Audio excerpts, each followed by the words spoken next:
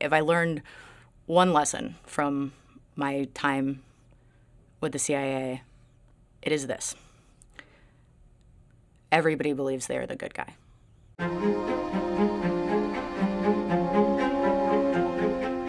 I was an officer with the CIA clandestine service and worked undercover on counterterrorism and intelligence all around the world for almost 10 years.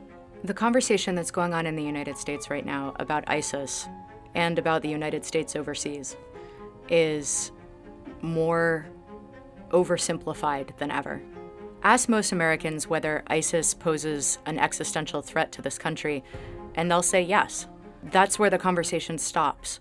If you're walking down the street in Iraq or Syria and ask anybody why America dropped bombs, you get, they were waging war on Islam.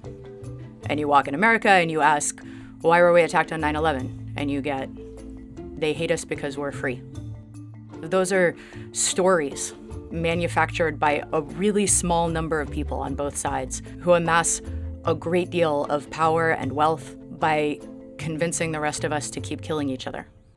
I think the question we need to be asking as Americans examining our foreign policy is whether or not we're pouring kerosene on a candle. The only real way to disarm your enemy is to listen to them.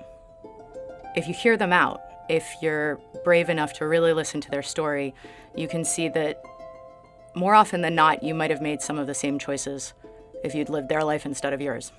An Al-Qaeda fighter made a point once during a debriefing. He said all these movies that America makes, like Independence Day and Hunger Games and Star Wars, they're all about a small, scrappy band of rebels who will do anything in their power with the limited resources available to them to expel an outside, technologically advanced invader. And what you don't realize, he said, is that to us, to the rest of the world, you are the Empire, and we are Luke and Han. You are the aliens, and we are Will Smith. But the truth is, when you talk to the people who are really fighting on the ground, on both sides, and ask them why they're there, they answer with hopes for their children, specific policies that they think are cruel or unfair. And while it may be easier to dismiss your enemy as evil, hearing them out on policy concerns is actually an amazing thing, because as long as your enemy is a subhuman psychopath that's going to attack you no matter what you do, this never ends.